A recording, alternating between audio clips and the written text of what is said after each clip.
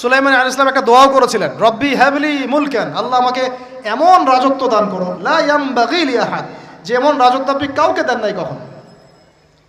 পৃথিবীর ইতিহাসে সুলাইমান আলাইহিস সালামের মতো রুলিং স্টেট কোনোদিনও ছিল না, আসবেও না।